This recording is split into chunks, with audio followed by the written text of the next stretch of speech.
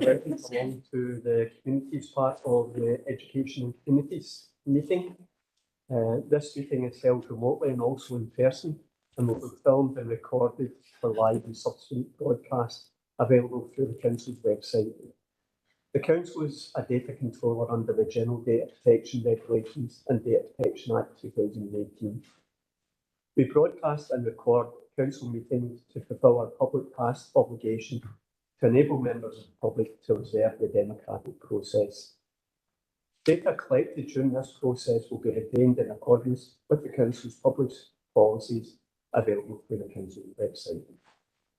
Members of the Council are reminded that they should follow the Council's established meeting protocols, including around the use of the chat facility, and the comments made in the chat facility are visible to all participants in the meeting, which may include members of the public who have received the invite to the meeting.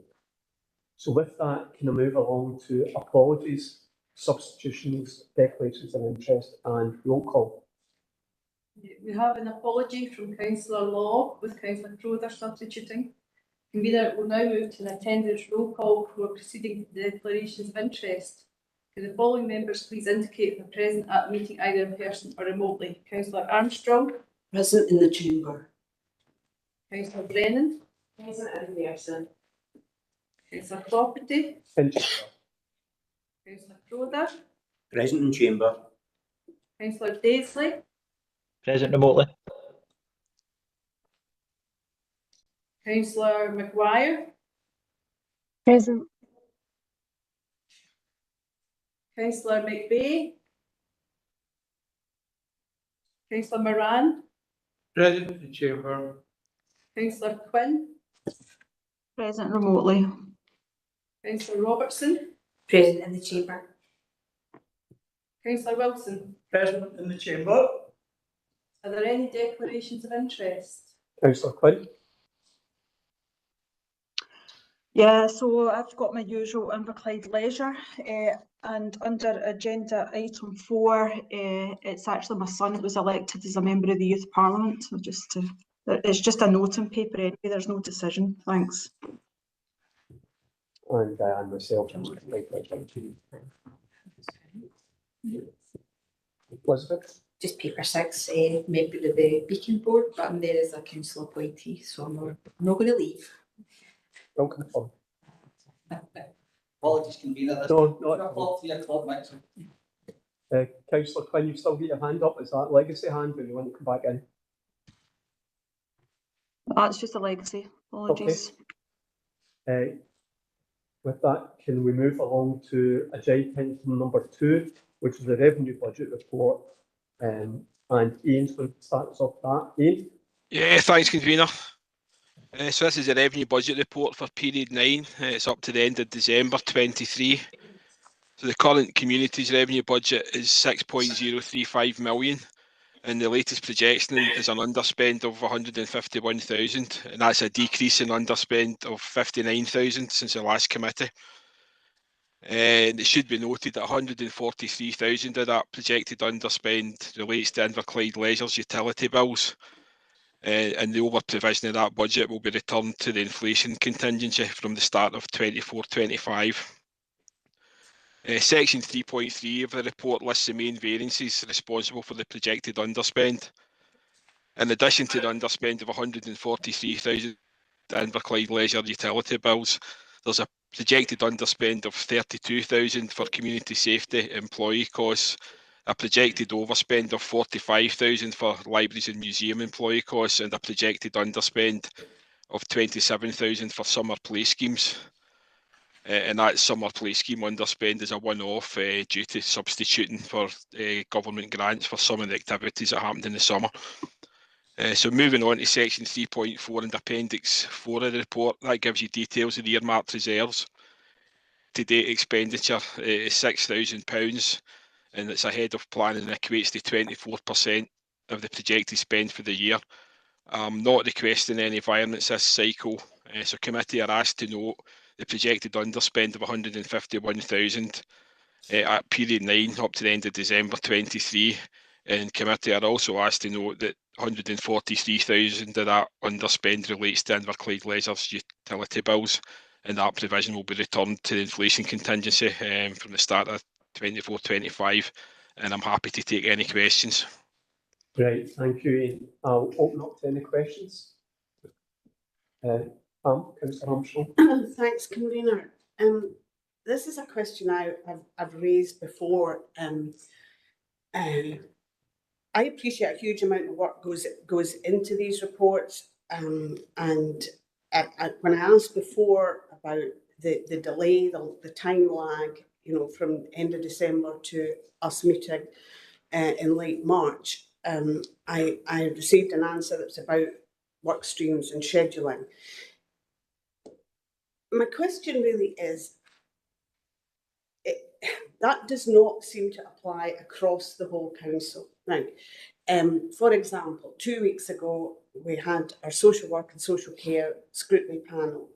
Obviously, that was earlier in March, and we had financial information up until the end of February. Now, it was almost in real time. And in almost real time, we as elected members can do something about it. We can express a view, we can say, well, perhaps this is worth changing, or we could focus on that. Now, if the answer to why it's not, why there's not parity, if you like, across the council in the timing of our financial information, if the answer is the HSCP simply has loads of money and throws it at getting financial information, very up to date, almost, as I say, in real time financial information, if that's the answer, then I suppose so be it. But I just think it doesn't make sense to me. It doesn't make sense to me that we can get some information, or some committees can get information that's much more, frankly, usable. You know, if you're getting financial information, we're getting financial information that is prompt, and there are issues, whether it's underspends, overspends, whatever the issues are, then we can make a meaningful. We can have a meaningful discussion about what we think might or could or should be done. So I'm afraid I'm repeating a question that I've raised before, but I'm raising it this time, particularly, with the question mark about why it's not the same across committees. Thank you. I'm not expecting an answer, here and now and today. But I think it's an important point going forward. Thank you. No, I think it's right that Ian tries to comment. Yeah.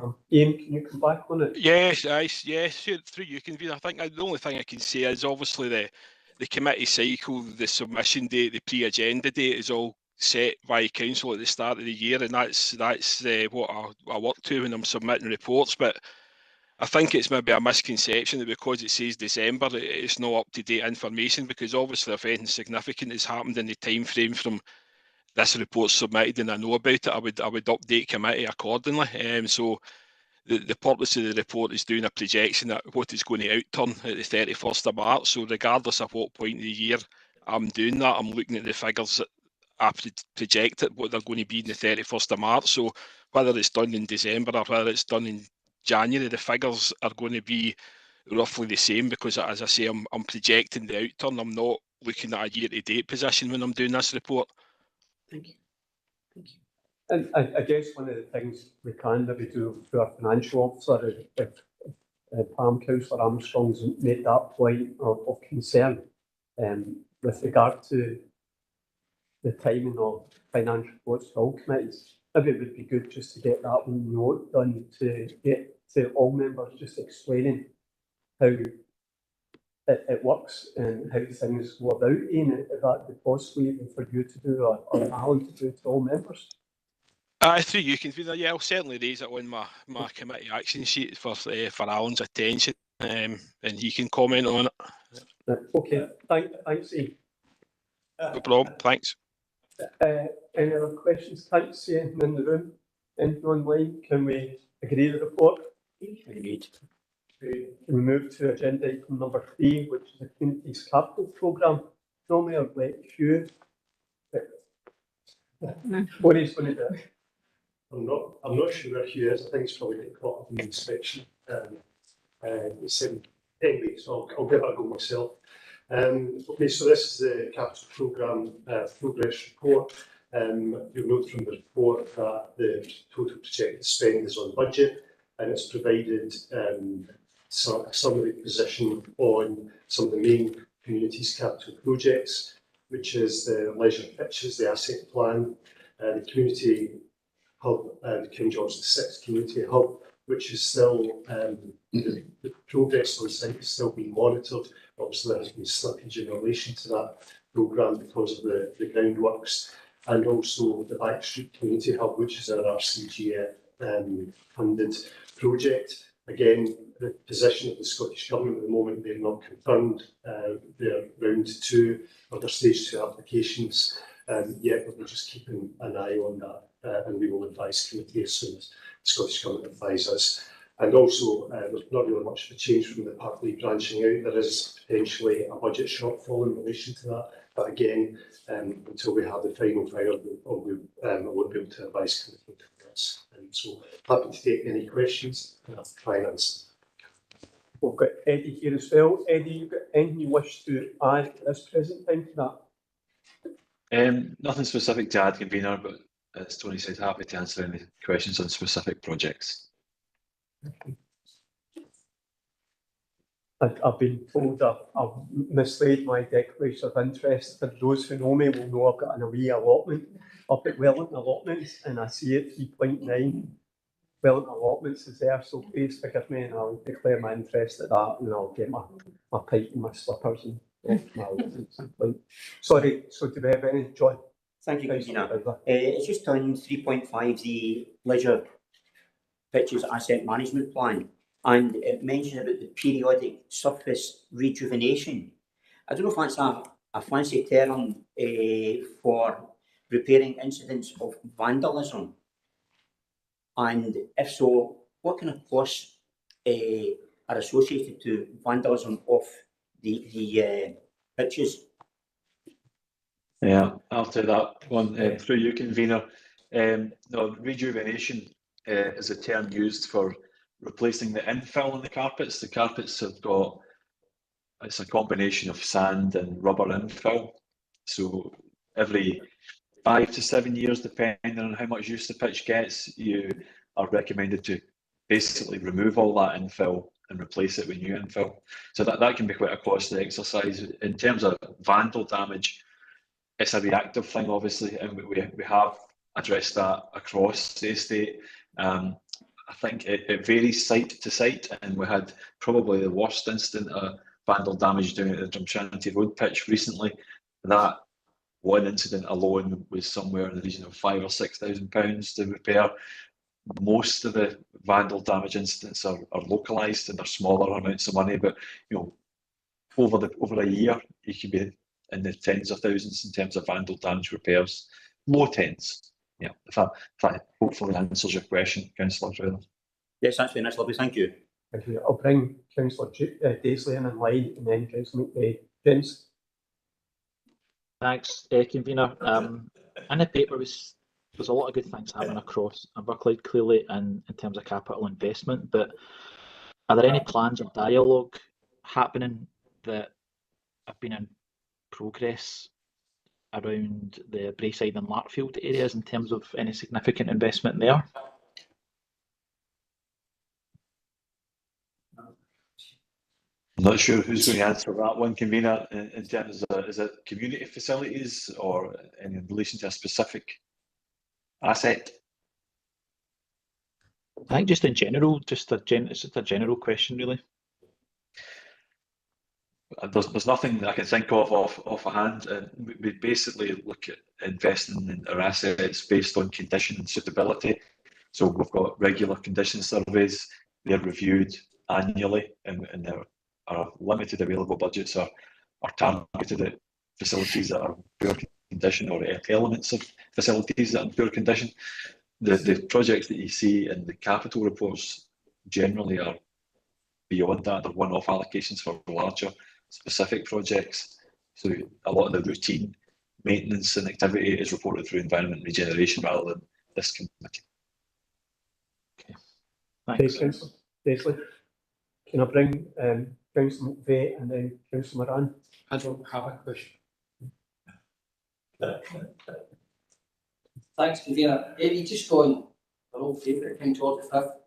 I'm just looking at the, we know it's over budget and we know it's over time. And I've looked at the projected spend. We're looking basically right into 2026 before that's finished. Is that fair comment? No, through your convener, what we do is we allow a little bit of spend in future years for release of retention.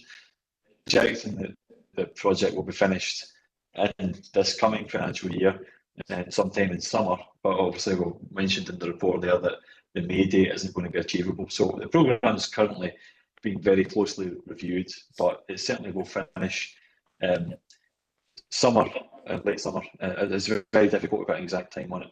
So the spend projections reflect the fact that we have a 12-month defect liability period with the contractor, and some of that money obviously is withheld for that 12 months. So you'll have expenditure in the following financial year as well.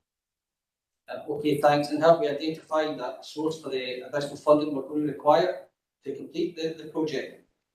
Not at the moment. At the moment, we're considering where we could take those funds from. There are different funds available across the council, but that's something that is to be the subject of a future report to committee. And obviously, at the moment, we're still on site, and with the negotiations of the final account will be ongoing with the contractor. And it's not something that we would normally report on ahead of those negotiations concluding, because there's obviously a commercial element to that with any contractor. Okay, thanks. Okay. Can't see anybody else online and no one in the room. Can we agree to the recommendations? Thank you. Can we go to agenda item number 4, which is just the community's update report. And I'll, oh, sorry. Yeah, and I'll ask for this up. Thank you, convener. So the purpose of this report is obviously to update the committee on developments relating to cultural communities. I don't tend to go through full detail of the report, but just to let you know, the first up is an intimation that review of school crossing patrol crossing sites is now underway. It's always good practice to review sites on a regular basis to take account of traffic flow, new builds, things like that. Schools, parents, and yourselves have been informed of that review ongoing. And just suppose if there are any adjustments or any recommendations, we bring this back to this committee at a future date if there are any changes. Also worth highlighting is this significant work undertaken by the communities section team to support the community council election process. And just as a result of that engagement process with communities, the 9 of the 11 community councils up and running, and we noted a 30% increase in membership. And obviously that's something we'll continue to work with community groups, communities on. There's also an update on the successful funding bid for pitch lighting and move to LED, which is obviously a much more sustainable way of lighting the pitches, and that's affecting 17 pitches in Inverclyde. And I've also detailed a number of significant developments within our libraries and our museum service in relation to community events with growing author visits and of course the successful programmes we have in place to mark International Women's Day on 8th of March 2024. So I appreciate there's a lot in there, so I can answer any questions. I'll bring Councillor Maguire in first of all. Natasha? Thank you, convener. So I've got a couple of things. I've got a couple of congratulations and a couple of questions. So first of all, I just want to say congratulations to our new Scottish Youth Parliament members and to our new community councillors. It's great to see so many people representing our area, and I hope that every single one of them feels enabled and equipped to do the best for Inverclyde. And secondly, it's great to see that South West Library is being used so much more nowadays. It's really great to see the community really coming around and spend time with one another, whether it be reading books or doing some of the things mentioned in this report. I think it's really great to see that thrive. And my questions are around the Multiply programme and around the affordable out of school care pilot. So first of all, with the Multiply programme, can I just ask what is our involvement with that? Because when you go to the website, it just tells you to call them or fill out a contact us form. So are we delivering anything as a local authority, or is it all done through the college or another local organisation? And my second question is just around 3.4, the out-school childcare pilot. Do we have an indicative date from the Scottish Government for when we should know about funding? Sorry.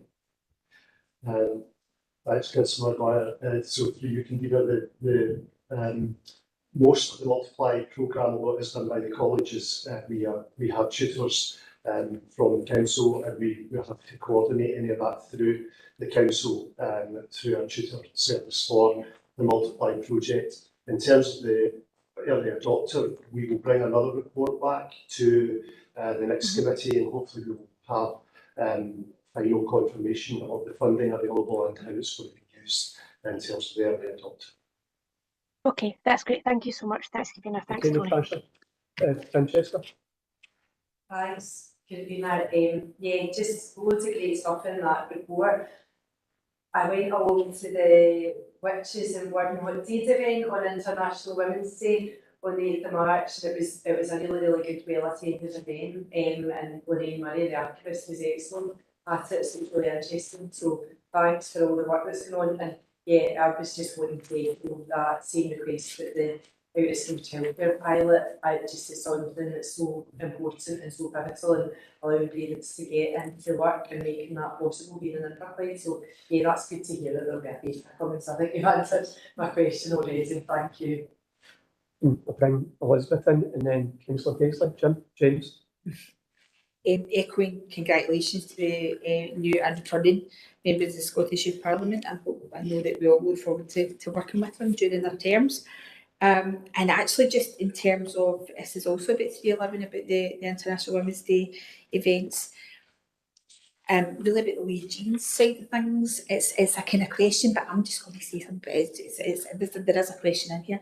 I'll never forget the first time I heard the story about what happened in the Lee Jeans situation. The drama around it actually is quite significant, you know, just in terms of obviously the horrendous situation that the women were in, but also the kind of the unusual things that happened, the reactions of people, the way they came to respond to everything, and it's such a phenomenal story.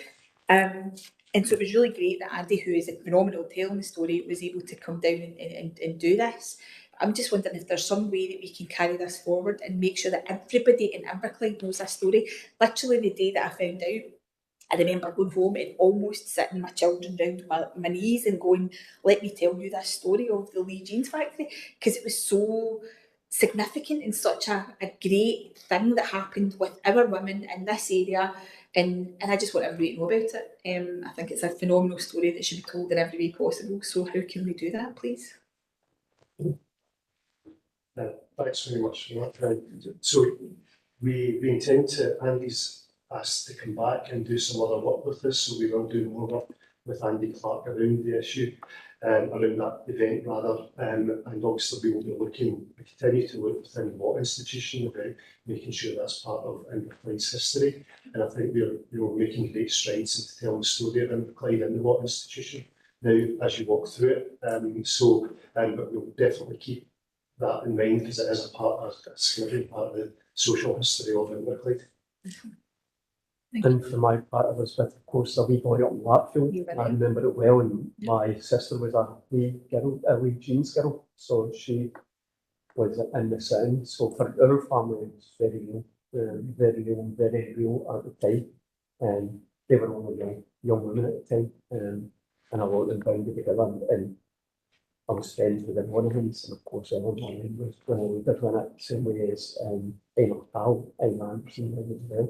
So I think it's very amazing. It's something that our family know well about. Can I bring Councillor Paisley and James in first, and then yourself, Pam? James? Thanks, Convener. Just firstly, just a huge congratulations to Maya's re-election and Matthew's first time being elected to the Scottish Youth Parliament. I think it's a phenomenal achievement, so well done to both. Also well done to everybody who was re-elected in the community council elections, and my question is around that. So how do officers feel that the new community councils? I know it's early days yet, but have begun and settled in. And what ongoing support is going to be offered to the members to make sure that there's no issues around collapses like we've seen in previous community councils? We will have representation from the CLP team at most, if not all, of the community council meetings, and we try and support them as best we can. Obviously, if there are any issues that are getting flagged up early, then we will try and work with our legal services colleagues to try and address those. I can't comment on how well they're settling in at this point, but certainly just give assurance that we try and keep a close eye on how they're functioning as they go forward. Okay, James. Thank you. Yep, great. Pam first. Thanks, convener. Yes, I just want to add my thanks and congratulations about the community council elections, and really following on from Councillor Daisley's question. Is there a plan for the other two? You know that we have 9.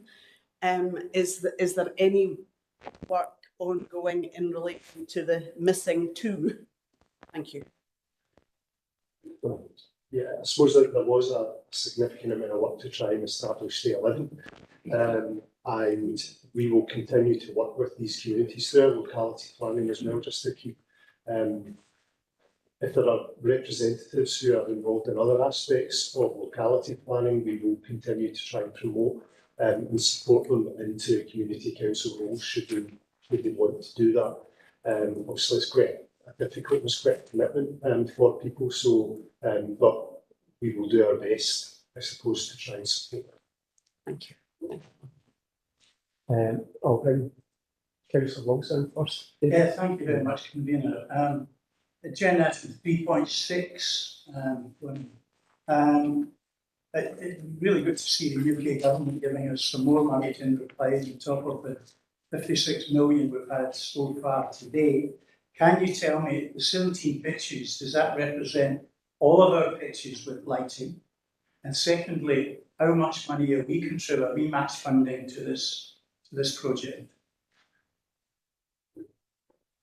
Thanks for that. I can answer it's all pitches with lighting, yes, and certainly with in terms of cost. I don't know whether Eddie will be able to advise on that, but if not, I'll certainly come back to you. That's fine. Thank you. Yeah, I can come in on that. On it. Yep, yes, convener, I can. I can confirm it is all leisure pitches and all. We're also addressing all secondary school artificial pitches as well, and we've also included Weems Bay because that's a well-used smaller size pitch.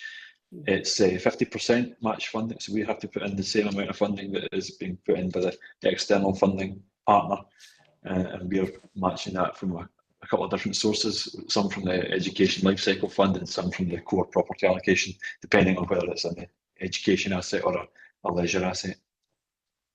Thank you. It's okay. I'll bring Francesca and then John.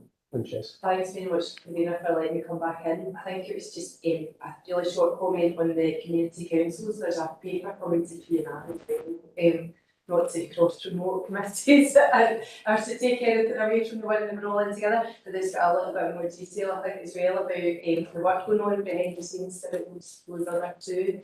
And then it was just also on the International Women's Day, the Lee Jean story that I was thinking, listening to Councillor Robertson, that one of the things that made me feel a little bit better about missing that event at Central Library, and instead of the one that I signed up to first at the Watt Institution, was the fact that we'd had that film quite recently that Big Arts had put together and shown at the Waterfront Cinema, a kind of docudrama about the Legions women, and I saw a bit of a Twitter conversation led by, I think, Paul English, the journalist, saying, oh, these women need to be celebrated more, and I was thinking, well, another great way of celebrating them is to show that film again at a venue in our communities, because I think it was such a great night that women, the cinema was certainly full the night that I was there, and I bumped into one of the stars of it, that later on that week I was saying, that's amazing, what a legend, and our family were kind of you know, Elgin are saying, what do you mean?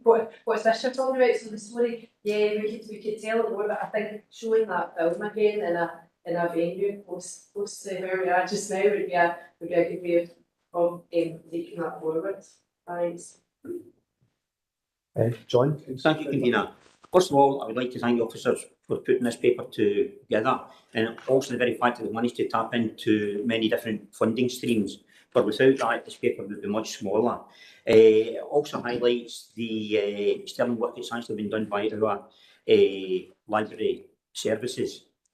Just to move on, 3.1, the review of the school crossing sites, and I think that is really based on the most popular of the sites, or where most pupils and the parents will be crossing over, or does it relate directly to the acceptable walking route crossing points?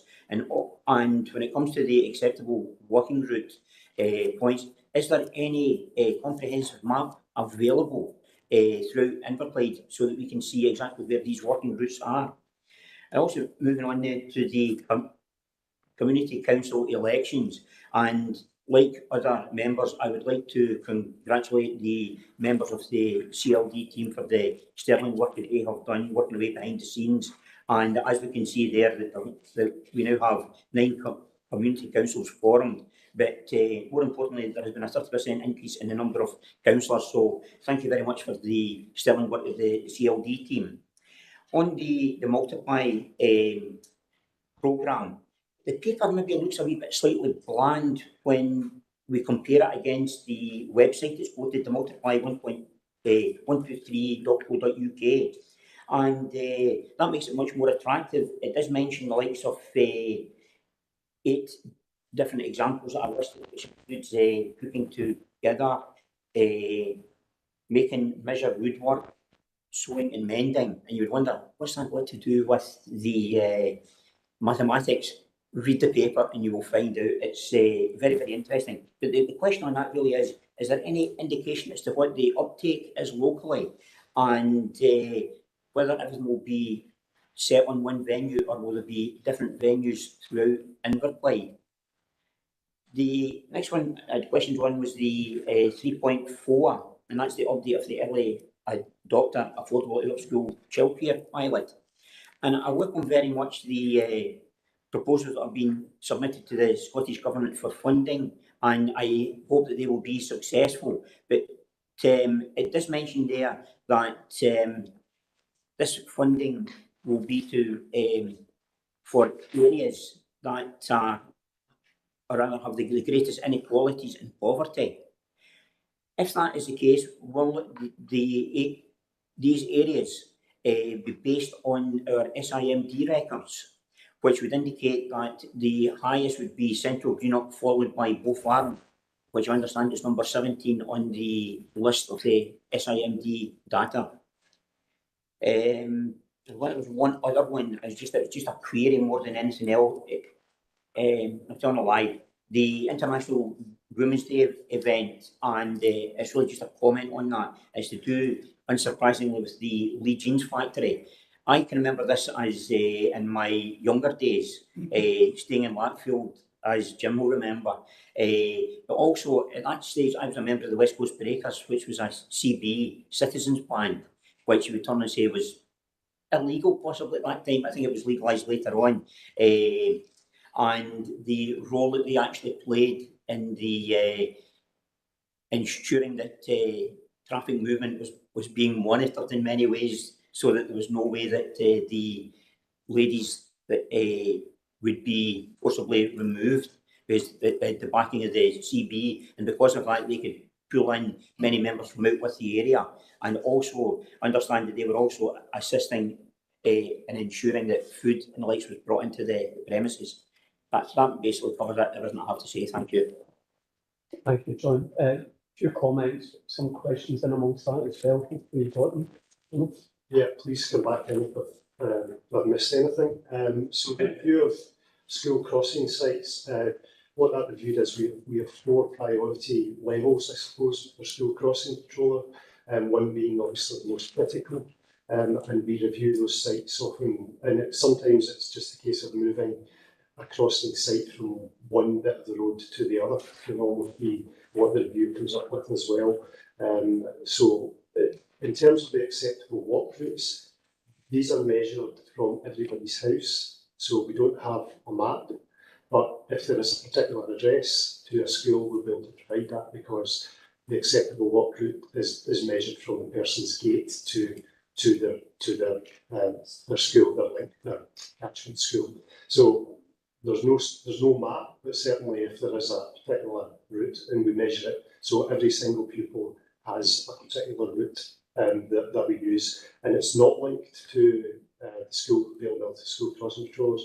It's linked to other things such as traffic flow and being able to walk on wide pavements, things like that as well. So there's a number of things we take into account in terms of that. In terms of the Multiply programme, yes, it's done in various venues, and thanks for your comment on the website around that. Yeah, there's quite a number of strands to the Multiply programme, and it's hoped in time we'll be able to bring back details on the uptake and also the impact it's had when we actually get through the programme. No doubt we'll keep the committee updated on Multiply as we go forward. In terms of the early adopter, this is a pilot originally, so the area that was chosen, there was a number of factors based on the SSIND poverty, also additional support needs, and other things like the availability of childcare providers as well. So there was a number of things to look at. It was essentially a pilot for us, but also for the Scottish Government as well. So, and if the funding is secured for it, we will look to either expand across in other areas in Inverclyde, but that's all dependent on the funding that we get back from the Scottish Government, and whether it's about extending what's there already or being able to extend in other areas. So that's something that we will look at depending on the funding. I think that was it. That's it, yes, that's it. Yeah, okay. Thank you very much. John? I want to see, I can't see anything else online, can't see anything in the room. Can we agree the recommendations? Agreed. Thank you. And this is a paper that Vicky asked for. It's an update on the Inverclyde's approach to asset transfer. Tony. Okay, thank you, convener. So this report was prepared in response to inquiries made at the last meeting of the committees. The committee around the asset transfer process.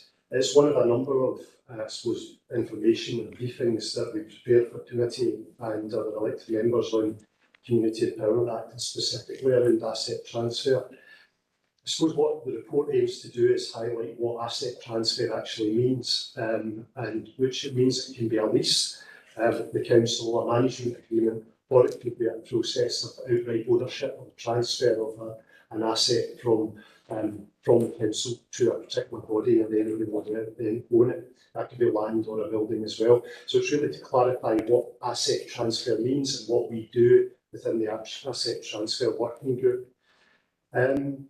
The report also sets out who's eligible to apply for asset transfer and what Inverclyde's approach is, and I suppose to offer reassurance is in line with the legislation. What we do, I think we also provide support now for community bodies that wish to take on an asset as well, and we're providing, we also started to provide information on the asset transfers that have taken place and also those that have taken place. There's maybe a perception that we don't do as many asset transfers as other authorities, and in some respects it's probably, yeah, that's the case. And I think what we're trying to say in the report is that the picture's quite complex because it's based on the number of assets available, the age of assets, and if you look at like the report that I provide a link for, if you look at Highland, they do quite a lot of asset transfers because they have more land. And you'll find it's more land than buildings. But I suppose what the aim of the asset transfer working group is to work with community bodies with a presumption of a transfer, and to try and work with them to make sure that they go through the transfer process appropriately, whether that's for lease or for ownership, but that's not really for us to decide. That's for the community group to decide how they wish to pursue it. I suppose just in the report, there's always room for improvement. The group continues to evolve. We are still learning, and I suppose the authorities that are probably really slick at this have maybe a number of asset transfers going through. But I'm quite confident we've got processes in place now to support community groups, and we will continue to bring reports back to this committee, and we're also suggesting we bring an annual report back that will inform the same report that goes to the Scottish Government about how many assets we've transferred over, whether that is a lease, ownership or a management agreement. So it's really it's there for that information for elected members, and I'm happy to try and take any questions on that. I've got a couple of questions online. We've got Peter here as well on this for any legal questions surrounding it. So we'll go to Natasha first of all, Councillor Maguire. Thanks, convener. So Tony, you actually did answer a few of my questions, because I was going to ask around the perception that we are maybe not as open to community asset transfers purely because maybe we don't have as high a number, but you've outlined quite clearly that with the type of assets, the age of them, and maybe even the location or position of them, that sometimes it's not the best thing for the group. So you said that you work with, well, not you, but the group works with local community groups to decide what's best for the group. So it's not necessarily about us trying to pass assets on from our side. It's about groups that want to use our assets. Can I just ask that in 5.8, there's a variety of community asset transfer methods, whether it's lease, management agreement, ownership. When there is a community group who decides not to proceed with any of those options, do we get feedback from those groups and kind of try to understand the picture of why that asset transfer didn't actually go through to being realised, so that in future we can make changes where possible to our procedures? Yeah, I mean, I don't provide feedback on that to committee. We can do, but it would be for a number of reasons, and some of that just might be the appetite of the community group to pursue it any further. So, you know, as I said, I suppose that assurance that there is a presumption of transfer when we work with these community groups, but things do happen along the journey, and groups may decide this isn't an option for them because of for a number of reasons. But certainly we would feed that back into our own process if people are finding it too difficult, or they find the level of support, for example, from the council or paperwork, we would obviously take that on board.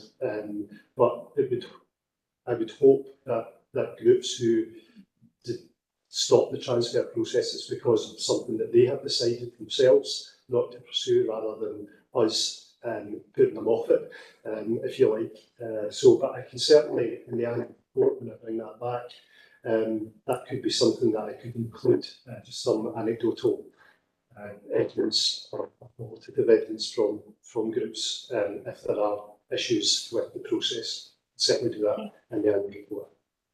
Yeah, thanks.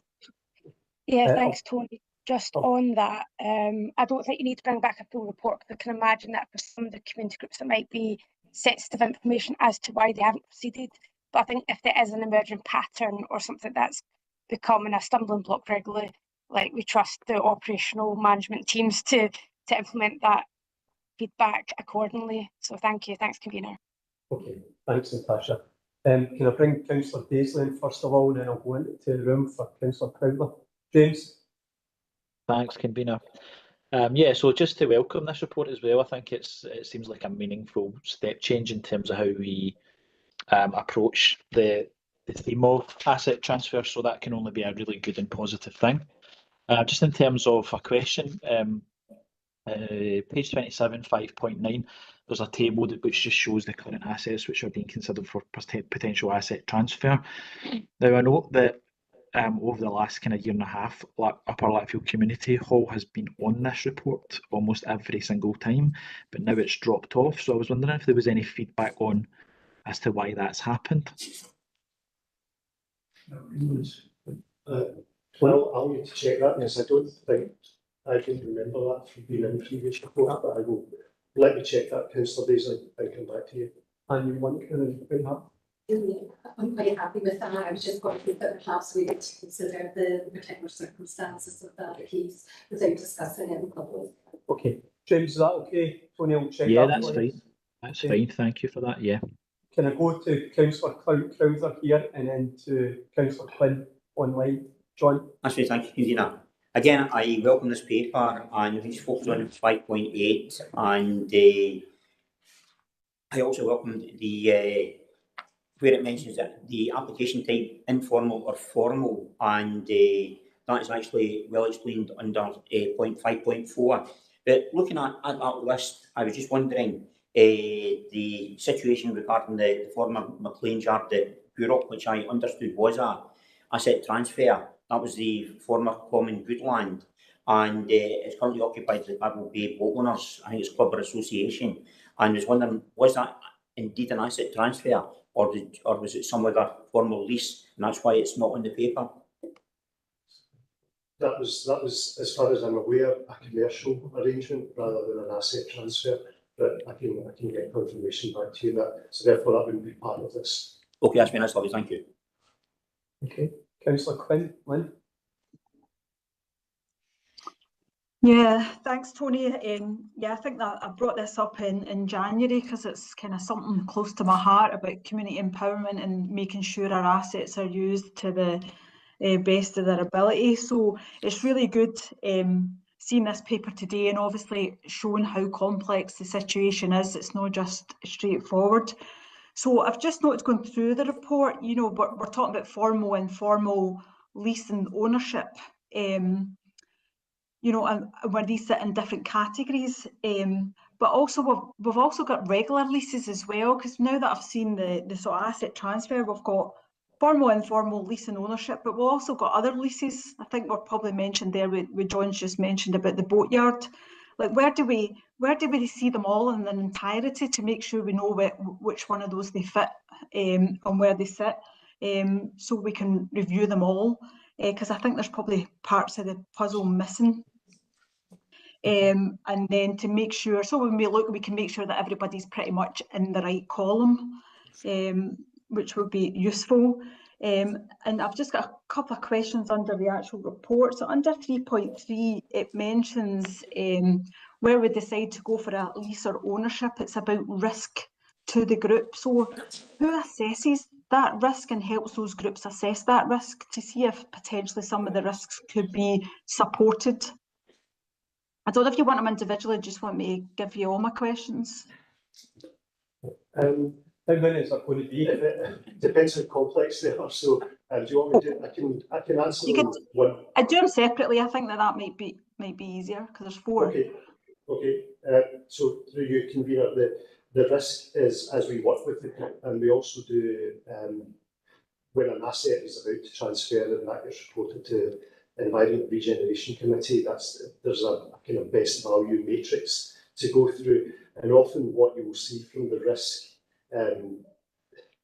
is around whether or not, and it could be the maturity of the group and deciding if they, you know, so it may be a new group and there's maybe potentially there could be an issues in terms of its sustainability, so there wouldn't be really be thinking about moving ownership or a 25-year lease, for example, if the risks are too high. It's certainly, the process is discussion, and you know, we go back and forward a fair bit with the groups once an application comes in through the business case, and we would assess that and go back if we think that the risk is there. But ultimately, as I said earlier, it's really for the group to decide what they want, and then for us to take recommendations to the Environment Regeneration Committee about whether or not we would support the transfer of the asset or not, based on a number of factors. But it's an iterative process, and we do discuss these things with the group as we go on, and that's probably explains why for formal transfer we've got that 6-month period, because there is a lot of toing and froing with the groups to try and establish that. Okay, so that assessment is probably two-way then, council itself and as well as the groups individually. Yeah. So that risk assessment is two-way, right? Okay, that's fine. Right. So my next question is, in terms of where does the risk go? Under 3.4, it talks about, you know, taking that outright ownership. And if it's in effect, the group doesn't sustain that ownership. So where does that risk lie? If a community group takes ownership for a building, where does the risk lie then if it's not sustained? As far as I know, if it's ownership, the risk then lies with the body itself because they've taken it. And if it's a lease, then it's ours. But if it's ownership, then the risk lies with the body, and it's up.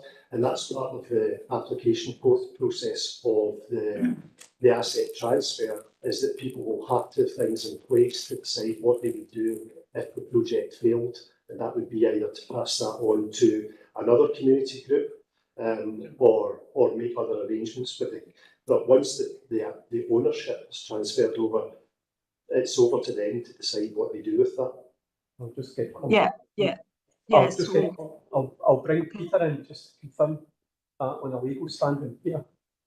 Through you, convener, I'll resist the temptation to say what Tony said, but yes, he's captured it. If you do have transfer of outright ownership, then it's all over to the group, and were that group to fold or were that group to find difficulty in funding repairs to it, it would fall to them.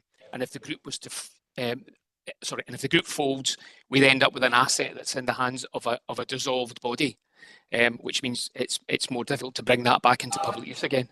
So that's why there can be circumstances where, both from the group's point of view and from the council's point of view, a lease arrangement might be more appropriate. Right, so I understand that, because where I was getting to is, you know, so the council are deciding whether that risk is too great, but I was trying to establish if the council would have responsibility in some part for that building on, because I'm saying, well, what does it matter to us? Why are we assessing the long-term future of a group? Because if there's no risk to the council anyway, but you're saying about bringing it back to, so you still see yourselves as responsible for the public ownership, or bringing that back to public ownership should it fail further down the line? I wouldn't perhaps stretch it as far as responsible, but yes, we're aware of the fact that if it's a building that's been used for a community purpose, for a public purpose, there'll be an expectation that something is done about that should that group fold. The other thing we need to consider is if we're transferring it to groups, which would usually be the case for a reduced rent or a reduced sale price, then we need to justify that in terms of a benefit that they bring. So we need to take steps to try and ensure that that benefit continues, because that's the basis on which we have justified the relinquishing a public asset for not its full realisation value. Yeah, so probably my concern is that we don't become too risk averse, that we kind of make those things in place, be they're too scary, that we become so risk averse as a council that we actually stop any of them taking the chance on these buildings. That's probably where I'm going in terms of my concern, you know. Yeah, I'll just leave it there. Okay, great, thanks Peter. I think that's been helpful. And just under 5.3, I just want to explore the single point of contact again. You know, when the review of the asset process, we talked about a single point of contact, and that last meeting we talked about an email address. You know, I just know from speaking to some of the community groups, actually having a person, a named person who understands the process, understands what they're trying to achieve, and being there when they're having any issues or ongoing concerns, they've got a single person that they can contact who's responsible for it. So I just want to clarify we're now back to having that sort of named person rather than just a generic email box. Unfortunately, I can't assure that it'll be one single person because of staff turnover and people leave, and so but the email or the box itself is monitored by every single person on the asset transfer working group. So we are coordinating things at least monthly. We will know about all the access that's going on, and we do actually have somebody within the communities team at the moment who supports groups, but it could change, and it may change over time, whereas if we have that email address, that is monitored, and we know that we can get a response back to them if they're on holiday or anything like that. So operationally, that's definitely the best way forward for us. And I think I'm not sure that I've got any community groups that at the moment that don't like that process. So if there are ones, then I would urge them to get in touch with me, and I can try and resolve that problem. Okay, no, that's good. Just my last point. you'll be glad to know. So when I looked at the council flowchart on asset transfers, it just looks like the formal processes in that flowchart. So now that we're saying we've got formal, informal and the different variations, I wonder if we could get that flowchart sort of updated so that we can put that up the front, whether it's a formal request or an informal, and if it's a lease or ownership, just so that that reflects what we've kind of said is the real process. I just think that's gone down the actual formal process, so that if someone could have a wee look at that flowchart, and also that this report has been really useful. So actually putting that somewhere in the asset transfer section of the council website, I think would be useful for the community, you know, to see that, you know, and it's kind of in plain English rather than them trying to piece together all the bits of paper. So it's just a wee ask. Thanks. Yeah, we can look at the flowchart. We'll continue to update guidance and get feedback from groups. And the plan was, once, if this was agreed today, that it was going to go on the asset transfer part of the website. Great, thank you. Is that you finished, Lynn? Councillor Yeah, Cook? that's me, thank you. Councillor Wilson, David. Yes, I shall be brief, convener. 2 questions, Tony. Why is this report coming to this committee and not going to environment and regeneration? But at the end of the day, the decisions made. And my second question is that we do transfer a bit of land to a group. Yes, they take the risk, but do they not also take the opportunity that they could then sell that land on in the future? Okay, on your second point, I'm going to defer to my legal colleague because I can't answer that. And sorry, what was the first question again, Councillor? Why is this not the environment? Because the nature of the asset transfer process is about supporting communities. The process itself, it comes through this committee because we do a lot through our CLD team, and I've got responsibility of chairing that group. But ultimately, and we do have environment and regen representation on the asset transfer group, but we then bring that to, so that's a decision that was made somewhere. But we would bring the recommendations of that group through environment and regen. It's a very public sector decision. There we go. Thank you for that answer. And the other one? So through you, convener, Councillor Wilson is correct in that if you transfer an asset outright to a group, then they would get the benefit of that asset whether to sell it for another purpose. And that's one of the things that we look at when we do this best value justification, is how we can try and secure the good thing that the group's going to bring that has justified the disposal at undervalue. And that comes back to my point that there are circumstances where a lease is therefore looked at as more appropriate, because that can be a mechanism whereby you secure that good thing being provided. Because when you transfer ownership, you try and do it there can be difficulties in doing it because of the complexity of the documentation that needs to get put in place. Thank you. Councillor Wilson. Councillor McVeigh, Tommy. Thank you, convener.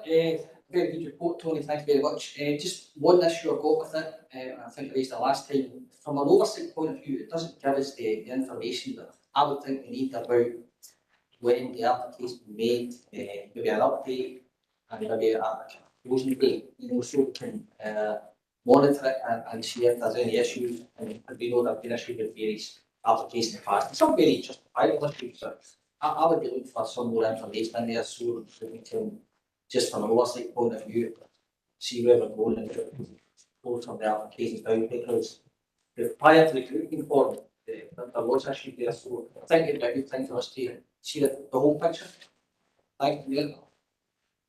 So the plan was in the annual report to produce, we do now have a spreadsheet. So when the application comes in, we then log the date of determination, and then it sets a 6-month timescale. If it's a formal transfer, there is no timescale in relation to informal. So it's a difficult one because it's what it would tell you, because we could say we've asked for information and it could be sitting with that group, and it was about how public is that, because it's a difficult thing to do in terms of knowing whether things are progressing at the pace that they should be or not be. But I'm hoping by the annual report we would be able to provide the average timescale from application to determination, what does that look like? And it would be an easier thing to do it on an annual basis. But I did struggle with how I would produce that on an ongoing basis for committee. And I could provide an app when someone applied, but there are so many, as I said earlier, toing and froing with groups that it's difficult to know. It might not lie with us, it might lie with legal services, it might lie with their organisation as well, and it's difficult, so I need to justify where all these things were at each of these. I get that, and yeah, that's a fair point. I accept that it's not just as 8%. Now, even a start point, then and we can look at it, and if there's any questions, we can still free ask the chamber, and you can give us. I can certainly bring back what we are collecting from now on in. I can certainly bring that so that you'll get assurance at the end of the year around this is what it would look like. But I can try and bring something back. Yeah, no, I accept your point that you can't go into too much detail on it, but if you can bear it in mind anyway. But what I will say to all members, if there are particular groups or particular projects that you're concerned about, please just get in touch with me and I can talk you through where we are with each of them. I appreciate that's not oversight from this committee, but if you've got particular concerns, I can speak to you about that. Okay, thanks. Can't see anybody else online. I think I've just had a. Don't have anything. Stop. I don't have anything. I'll move on. Move on. Don't have a question. Okay. Can't see anything in the room. Can't see anything online. Can we agree the report? Agree. Can we move to agenda item number 6, and that's the consent? Yes, so this is looking at the proposed outcomes to be agreed with the Beacon Arts Centre, and if I go to the recommendations, we're looking at moving the funding agreement to and service level agreement to a 3-year rolling programme for the Beacon Arts Centre. It's asking for the interim head of legal and democratic services and chief financial officer will finalise details of the funding agreement and the minute of variation to the service level agreement, and note that the annual report will be updated in governance with the requirements for governance for this committee. The performance outcomes have been agreed with the Beacon, and hopefully you'll find this a good document to read. It's looking at the fact that the Beacon Arts Centre is looking very much at its community outreach programme, is looking at making sure that more people are visiting the centre, and making sure that it's delivering for the cultural life of Inverclyde. This links with the Creative Scotland bid and the things it needs to do to sustain the regular funded organisation funding that is currently bidding for. But happy to take any questions, and hopefully members will see this as a very positive move in the Beacon Arts Centre. Okay, thank you, Ruth. Questions? No. Robert. Thank you, Convener. So don't forget that. No, I just want to say, I will open it up because the one thing that you can do is an art centre, but art takes various forms, and it could be what I think art, somebody else does it. And on that, I'm talking about the commercial activity they're taking. Personally, I've been to baseball 3 times in the last 6 months because it's something that I thought I could like to see. It might not be Scottish Opera or Scottish Ballet. It might have been something more commercial, but it appealed to me. And every night I was there, it was sold out. The last one I was at was my favourite footballer who was there. Again, it was sold out. Now, this to me demonstrates thinking of, I like my culture. I can go to Scottish Opera, I think it's really good. But at the end of the day, if you look at success at the Beacon, it's down to get people through the door. And that takes various forms. And I think it's made a great job. And you look at the pantomime, it's went from strength to strength. So much so that Polly Selwyn afforded an advertising now. This is all good. Maybe took a wee while to get here, but I think we're in a position of strength. And I hope we keep on doing what we're doing, because I think it's turned a corner. And I hope we'll see more benefits going forward and more town shows. Yeah, happy to comment on that. The Beacon is producing its own pantomime now. So the quality is excellent and made it to the top 10 pantomimes in Scotland as well. So it was very, not only very well attended, but the quality was very good. The programming is, I mean, anyone who's looking at the brochure for this year, the programming is very eclectic, lots of different things, hopefully for different tastes. It has to be balanced with the demands of Creative Scotland, who are given Beacon funding to promote the arts and the culture, which will always need some funding. But no, it's a good news report. It's the strong governance, and it's an exciting place. Okay, is that okay, Rob? I'll bring Natasha in online. Thank you.